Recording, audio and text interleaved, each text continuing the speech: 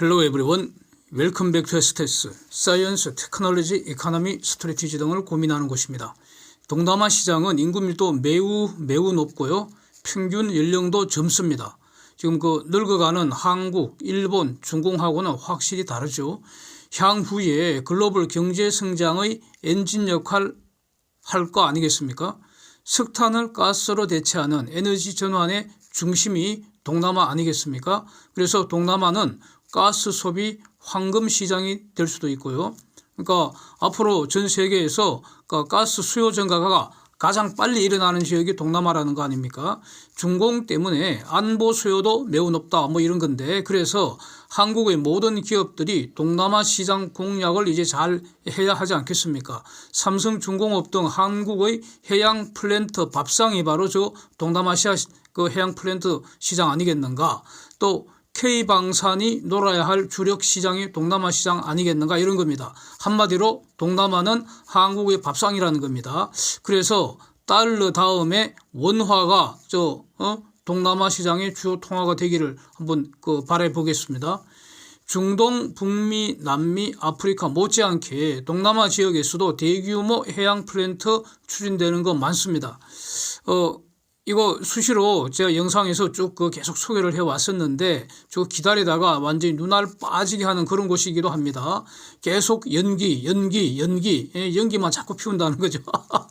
그래서 22년에 꼴랑 2건 FID 됐습니다. 이렇게 연기만 되던 이 동남아 주요 LNG 프로젝트가 어쨌든 간에 23년에는 허가될 가능성 더욱 높아진 거 아닌가, 이렇게 보여집니다. 그래서 그동안 이제 단편적으로 소개했던 것들 싹 모아서 종합해서 한번 총 정리를 해봤습니다.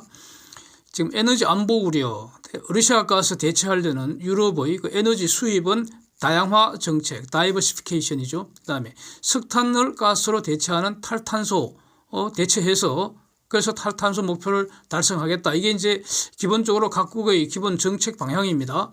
이런 게 이제 복합적으로 작용해서 이제 연기되었던 동남아시아의 LNG 프로젝트 허가 가능성 더욱 높아지고 있다, 이런 겁니다. 22년에는 쉘의 로즈마리 마조람 프로젝트하고 페트로나스의 카사와리 페이스 2 프로젝트가 FID 결정됐습니다. 다른 프로젝트들은 지금 연기되었거나 이제 재평가됐다, 이런 건데, 가장 큰 이유는 인플레이션으로 비용 상승이고요. 그 다음에 이제 다른 일부 기술적 이슈가 제기되는 것 같습니다. 근데 여기서 그러면 23년에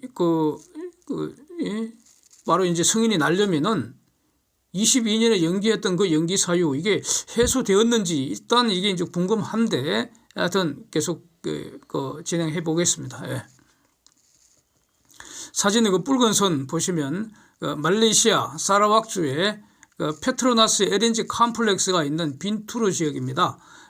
22년에 FID 2건이 저곳에서 이제 일어났다는 겁니다. 우선 쉘의 로즈마리 마조람 프로젝트 보면은 쉘의 자회사인 사라왁 셀이 80% 지분, 페트로나스 자회사인 카리갈리가 20% 지분 가지고 있는데, 사라왁의 빈투르에서 220km 해상입니다. 수심은 대략 한 800m 정도이기 때문에 일종의 심해 프로젝트, 딥워터 프로젝트입니다. 22년째 FID 됐는데 매일 한 8억 큐빅피트 가스를 생산해서 빈투르에 있는 페트로나스의 LNG 생산 기지로 보내게 된다, 이런 겁니다. 이제 관심은 이거 누가 수주했나, 이거 아니겠습니까? 그래서 해상 플랫폼에는 지금 태양광 발전 시스템도 갖추어졌는데, 다시 말하면 해상 플랫폼에서 필요한 전력은 태양광 발전을 한다. 이렇게 되면은 이제 탄소 배출이 줄어드니까요. 예, 그래서 이거는 말레이시아의 해상중공업 회사인 MMHE가 22년 10월에 FEED 수주했고요. 22년 10월에 EPC 수주했다는 겁니다. 근데 이 말을 왜 하겠습니까? 할 이유가 있죠.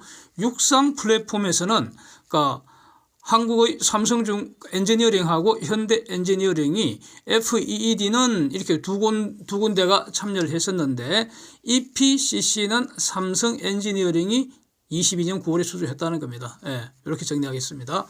그 다음에 페트로나스의 카사와리 페이스 2 프로젝트 이것도 22년에 이제 FID 됐는데 추정 매장량이 대략 한 3.2 TCF 트릴리언 큐빅피트입니다. 트릴리언. 그래서 12성이죠. T가. 그렇고 23년에 이게 온스트림 될 예정이라는 것이고요. 그렇게 되면은 매일 한 9억 큐빅피트 가스, 그 다음에 350만 배럴의 컨덴세이터 요걸 이제 그 생산해서 요것도 빈투르 LNG 생산 기지로 보낸다는 겁니다. 그래서 저 지역은 그 사라왁 주에 있는 그 빈투르에서 200km 북쪽으로 있는데 수심은 한 108m 정도 이렇게 좀 상대적으로 낮죠. 야트막하죠. 그래서 요거는 부유식이 아니고 재킷 방식이다. 사진처럼 그 해저에 말뚝박은 그런 플랫폼이라는 겁니다. 말레이시아 해상중공업 MMHE가 이제 기본적으로 수주를 하고요. 여기에 허니웰, UOP하고 지멘스, 테크닙 등이 이제 참여를 하고 있다고 합니다. 그래서 가스 프로젝트 외에 22년 10월에 CCS 탄소 포집 저장하는 프로젝트도 FID가 결정이 됐는데 그 앞에서 본 그 사진 그 사진 보면 플레어링 하는 거 있잖아요. 그 플레어링 과정에서 그 가스 그냥 태우는 거니까 거기서 배출되는 탄소를 매년 한 330만 톤 캡처해서 다시 파묻는 프로젝트 이것도 FID가 됐다는 겁니다. 그래서 22년에 FID 결정된 거는 위에서 반 그 두 건밖에 없고요. 그 다음에 또 프로젝트 아웃된 것도 정리를 할 수 있는데 스페인의 그 랩솔이 인도네시아에서 추진하던 그 사카케망 프로젝트 요거는 매장량이 당초 추정치보다도 훨씬 더 적게 나온 걸로 이렇게 판단이 돼 갖고 아마 이거는 프로젝트가 아웃된 것 같습니다. 그래서 매장량 적다면 뭐 저거는 나발이 된 것으로 정리하고 리스트에서 삭제하는 게 맞겠죠. 그렇습니다. 이제 말레이시아 중요한 게 이 지역에 아주 중요한 선수가 그러니까 말레이시아의 페트로나스 아닙니까? 이 페트로나스 제가 이렇게 짐작한데는 그러니까 쉘이 말레이시아에서 거의 뭐 100년 이상 그 장기적으로 활동을 해왔기 때문에 결국 페트로나스가 이제 쉘 통해서 많이 배우고 그래서 독자적으로 저렇게 거대한 기업으로 성장한 거 아닌가 뭐 이렇게 나름대로는 심작을 합니다. 그래서 말레이시아의 이제 페트로나스가 세 번째 FLNG 이거 이제 너무 많이 말씀드렸는데 그러니까 이 프로젝트 엔지니어링, 프로큐먼트, 컨스트럭션, 커미셔닝 그러니까 설계하고 조달하고 그 생산하고 건조하고 그다음에 시운전까지 하는 거 EPCC 요 프로젝트 계약을 한국의 삼성중공업하고 일본의 JGC 컨소시엄하고 계약한 거 아닙니까? 이게 지금 1월 그 실적으로 잡히기 때문에 23년 1월 실적으로 잡히기 때문에 23년에 FID 되는 거에 이제 포함된 겁니다. 삼성중공업 수주액이 15억 달러고 연산 200만 톤짜리 27년에 생산 개시한다는 거고 그래서 요게 되면은 페트로나스의 연간 FLNG 능력이 470만 톤으로 생각이 된다는 겁니다. 지금 있는 게 저게 세 번째니까 1호 FLNG가 사투라고 120만 톤짜리 대우조선이 만든 거고 2호는 두아로 150만 톤짜리 삼성중공업이 만든 거고 3호 지금 이번에 발주된 게 200만 톤짜리 합계 다 더하면은 470만 ton 된다 이런 겁니다. 그다음에 이제 그 사라왁 그 인근에 그 이제 거기는 태국의 이제 그 영역이 있는데 거기에는 PTT 태국의 PTT가 랑러바 프로젝트 지금 허가를 받을 것으로 예상이 된다는 겁니다. 지금부터 말씀드리는 거는 23년에 그 최종 허가될 가능성이 높은 걸 쭉 말씀을 드리는 겁니다. 그래서 지금 그 생산 연도는 26년으로 예정되어 있고요. 랑러바 프로젝트입니다. 가스 매장량은 한 2TCF 정도 되고 하루 생산량 1억 원 BCF, 빌리언이니까 10억 큐빅피트. 하루 생산량 10억 큐빅피트. 그래서 2019년에 발견될 당시에는 그 당시 월드 세븐스 라지스트 디스커버리 이렇게 그 타이틀을 장식하던 그런 곳입니다. 그래서 저기 지금 그 사라왁 인근에 있기 때문에 영토는 태국 땅이지만은 저기서 만든 가스는 페트로나스의 빈투르 지역으로 보내는 게 제일 합리적이니까 경제적이니까 그래서 랑르바 프로젝트에서 생산된 가스도 빈투르로 보낸다는 겁니다. 그래서 저 빈투르 지역은 그래서 그 페트로나스의 LNG 그 컴플렉스가 있는데 2,900만 톤 LNG 생산해서 전 세계로 수출하겠다 이런 겁니다. 그래서 페트로나스의 LNG 프로젝트 허브다. 빈투르 지역 이렇게. 이제 가장 주목되는 게 인도네시아 같습니다. 인도네시아는 지금 그 진행 중인 프로젝트가 한 6개 정도 엄청 많은데 아마 진행 중에 가장 많은 것 같습니다. 왜냐하면 계속 연기됐으니까요. 예. 그래서 이 중에 적어도 한 3곳 대규모 프로젝트가 23년에 승인될 가능성이 높은 것으로 이렇게 보인다는 겁니다.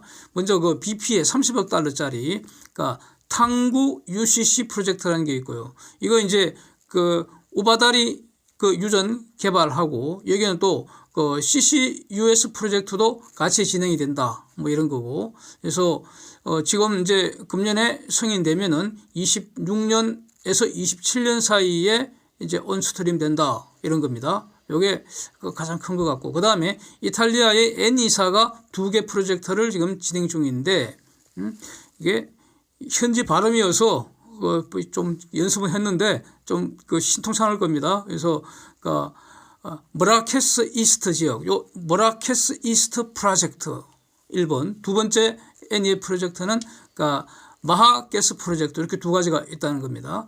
그러니까 이거는 일단은 요 절차는 여기에 대해서 N이사가 어떤 그 개발 계획이 이제 수립되어 있으니까 요걸 인도네시아의 업스트림 레귤레이트 그러니까 규제기관, 개발 규제기관인 SKK 미가스한테서 일단 승인을 받으면 그러면 이제 그 승인 결과에 따라서 최종 할지 말지를 또 이탈리아 N가 또 결정해야 될 거 아닙니까? 이게 FID 아니겠습니까? 요거 이게 승인만 받으면 바로 진행될 것 같다. 뭐 이런 취지입니다. 그래서 24년과 25년에 가동 예정이고 규모는 메라케스 이스트는 17,000 BOE per day 그러니까 barrels of oil equivalent per day 그러니까 매일 오일 환산량으로 17,000배럴 그다음에 마하가스 프로젝트는 29,000배럴 이렇게 생산 예정이라는 거고요. 근데 이제 인도네시아에는 또 엄청난 LNG 허브가 있습니다. 그게 본탕 LNG 플랜트입니다. 본탕 LNG 플랜트. 그래서 이탈리아 N이사가 만든 2개 가스전에서 생산한 저 가스는 전부 본탕 LNG 플랜트로 보내지게 된다는 겁니다. 거기에는 8개의 트레인이 지금 이제 설치가 돼서 연간 2,270만 톤 생산해서 수출한다는 겁니다. 저기서 이제 생산된 LNG가 한국, 일본, 대만 등으로 지금 수출되고 있다는 겁니다. 그래서 2,270만 톤이니까 엄청난 규모잖아요. 조금 전에 봤던 말레이시아 빈투르 지역이 2,900만 톤이니까 그 다음으로 큰 규모인 것 같습니다. 그래서 본탕 LNG 플랜트 사진 보시는 것처럼 인도네시아 이스트 칼리만탄 지역에 있는 바닥 필드에서 이제 생산할 가스를 처리하는 겁니다. 그 운영자는 PT 바닥이라는 회사입니다. 그 다음에 이것도 지금 영국의 하버 에너지사 프로젝트 30억 달러짜리 투나 가스 프로젝트 이것도 이전에 별도 영상으로 봤던 내용인데 지금 23년 말까지 요거 완공될 것 같다. 이렇게 이제 보여지는 거고요. 이게 2월 초에 1단계 개발을 인도네시아 정부한테 승인을 받았다는 겁니다. 그래서 그때 제가 영상을 올린 걸로 기억하고 있습니다. 생산은 26년에 개시돼서 35년까지 아마 계속될 것 같다. 그래서 최대 생산량이 하루 1억 1,500만 큐빅피트인데 여기서 생산된 투나 가스, 왜 투나 가스 필드니까. 그래서 투나 가스는 기존에 남콘선 파이프라인이 있기 때문에 그거 통해서 전부 다 베트남으로 판다는 겁니다. 이렇고. 그 다음에 이제 아바디 LNG 프로젝트도 있고, 그 다음에 인도네시아 딥워터 디벨롭먼트 IDD라고 하는데, 요 두 건, 요것도 여기 아바디 LNG 프로젝트는 연산 한 950만 톤 프로젝트인데, 이것도 굉장히 장기간 지연되던 프로젝트인데, 요거 950만 톤짜리 아바디 LNG 프로젝트하고 그다음에 인도네시아 딥워터 디벨롭먼트 IDD 프로젝트 이 두 건도 이것도 한 상반기 내에 진전이 있을 가능성이 높다. 이런 보도가 이제 계속 나오고 있습니다. 그 다음에 또 이것도 이전에 독립 영상으로 한번 봤던 내용인데 인도네시아 국영 에너지 기업 페르타미나 인도네시아 페르타미나 요게 쉘의 지분 35% 매입하려는 그 프로젝트가 있습니다. 그게 마셸라 블락인데 여기서 생산된 가스는 위에서 봤던 아바디에서 이제 처리될 거라는 것이고요. 이 마셸라 블록은 일본의 인펙스가 지금 운영하고 있는데 저기에 쉘이 지분 35% 가지고 있다는 거죠. 근데 추정 매장량이 10.7 TCF니까 상당히 크잖아요. 근데 저 이제 그 쉘의 지분을 그러니까 페타미나가 인수한 후에 그거를 다시 페트로나스, 엑선모빌, 그다음에 로컬펌 어떤 회사 이런 데다가 지금 판매를 추진하고 있다는 겁니다. 이 쉘이 왜 철수하는가? 딴 거 없고 이전 영상에서도 봤는데 원래 쉘은 저 아바디 LNG 프로젝트를 FLNG로 승인을 받았다는 겁니다. 그런데 인도네시아 정부가 육상 LNG도 해달라 이렇게 강하게 요청을 했다. 왜냐하면 그때도 그 영상에서도 봤던 내용인데 육상 LNG 플랜트 하면은 인도네시아 사람들 일자리 생기는 거 아니냐, 더 많이 생기는 거 아니냐 이런 겁니다. 그랬더니 어쨌든 간에 쉘이 철수하기로 했다는 겁니다. 그래서 그거를 페타미나가 인수한 후에 그걸 다시 페트로나스, 엑슨모빌 등에게 원하는 만큼 쪼개서 다시 팔려고 이렇게 추진하고 있다. 뭐 이러다 보니까 자꾸 이제 연기되는 거겠죠. 그다음에 IDD에서도 지금 23년 3분기경에 요게 어떤 게 기존의 쉐브론이 철수할 예정이라고 하네요. 그래서 새로운 운영자가 개발 계획을 수정하게 된다고 합니다. IDD.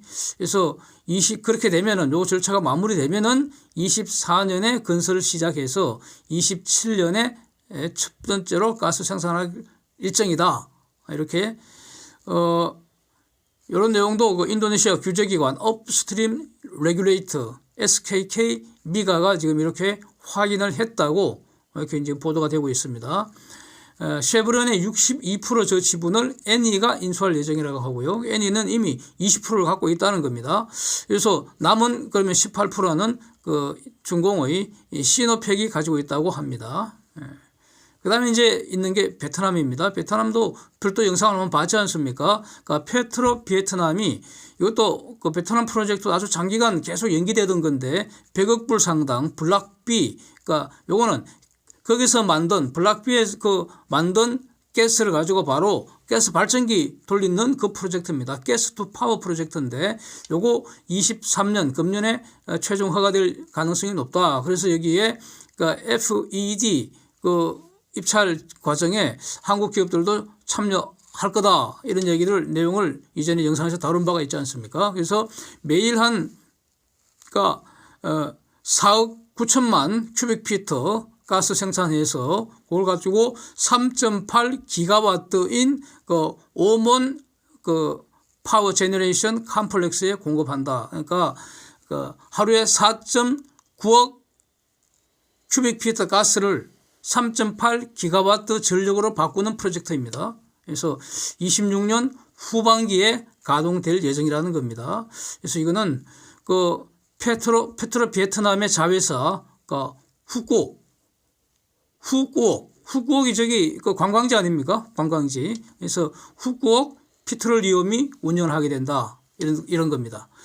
그래서 지금 본 것처럼 한국이 지금부터 잘 하면은 그야말로 동남아 시장이 한국의 밥상이 될 수 있다고 보고요. 잘 하면은. 그래서 일본과 잘 지내야 한다고 봅니다. 일본과 잘 지내면서도 실질적으로는 일본을 실력으로 과학기술 또 경제 이런 데 실력으로 압도적으로 능가할 수도 있을 것 같습니다. 저는 그렇게 봐요. 한국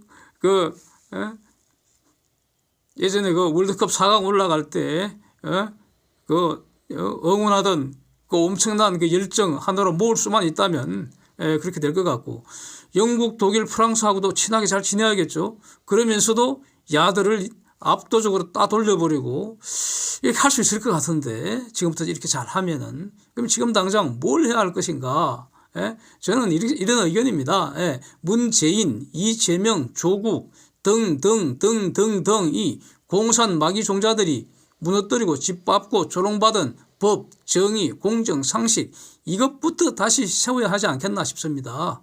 예? 김정숙 또 문재인의 성인 자녀들 그 사위들까지 다 처단해야 한다고 보고요. 조국의 성인 자녀들 전부 각자의 범죄 행위 당시에 형사 미성년자 아닌 건 명백하기 때문에 모조리 자기 범죄 행위는 자기가 책임져야 한다는 원칙에 따라서 조국 딸 조민과 조국 아들 조원도 기소해서 처단해야 한다고 봅니다. 저는. 예?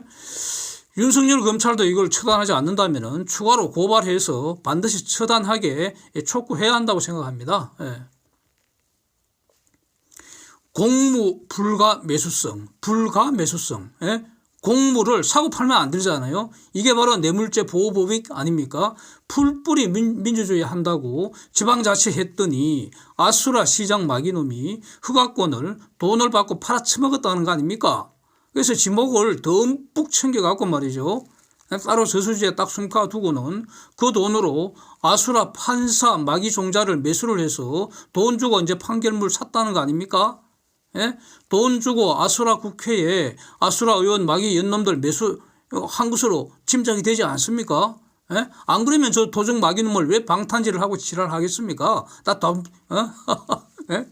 흑악권 팔아서 훔친 돈으로 판결문도 사고 입법권도 사고 그러니까 이 대한민국이 지금 아수라 마귀판 돼버린 거 아닙니까? 예? 그래서 아수라 판사 마귀 연놈들, 아수라 국회의원 마귀 연놈들 모조리 싹 분리수거, 소각처분 이것부터 해야 되지 않겠습니까? 예? 이게 완전 인간 찌꺼기로 보이는데 그냥 생고기를 갈아서 한강 물고기 간식으로 확 던져 뿌리면 더 좋을 것 같고요. 예. 지금 검수완박 쿠데타질인데 이거 헌법개판소에 보낸 지가 언젠데 이 헌법개판소 저 쓰레기들도 아직도 지금 발만 뭉개고 있는 거 아닙니까? 아니 늙은 돌멩이들이 말이죠. 법과 불법을 지금 분간을 못하는 겁니까? 무능해서. 예? 그래서 다음 개헌할 때는 헌법개판소 싹 없애야 한다고 저는 그런 의견이고요. 예.